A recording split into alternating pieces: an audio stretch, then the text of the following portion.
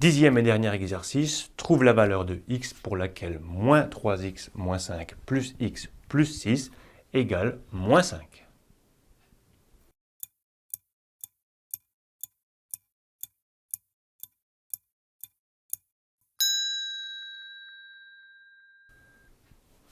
Il y a plusieurs méthodes, tu peux chercher en tâtonnant, en remplaçant différentes valeurs de x à l'intérieur de cette expression jusqu'à ce que tu obtiennes moins 5. C'est une méthode qui n'est pas très intelligente, ça marche mais il y a beaucoup mieux. La meilleure méthode, c'est de commencer par réduire cette expression littérale, donc en commençant par écrire les x en gardant bien les signes qui sont devant les termes. Tout ça doit être égal à moins 5. Moins 3x plus x, cela fait moins 2x. On est à moins 3, on rajoute 1, on arrive à moins 2x. Et moins 5 plus 6, on est à moins 5 à gauche de 0, on rajoute 6, on repasse par 0, on arrive sur 1.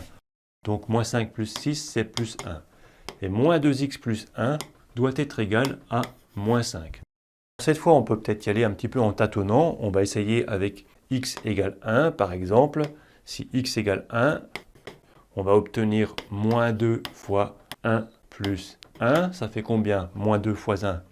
Moins 2 fois 1, ça fait moins 2. Quand on multiplie par 1, ça ne change pas le résultat. Donc moins 2, ça fait moins 2. Et moins 2 plus 1, cela fait moins 1. Ça ne marche pas. Alors on va essayer un nombre un peu plus grand. Si x égale 2, on doit calculer moins 2 fois 2 plus 1. Moins 2 fois 2, cela fait moins 2 plus moins 2, donc moins 4.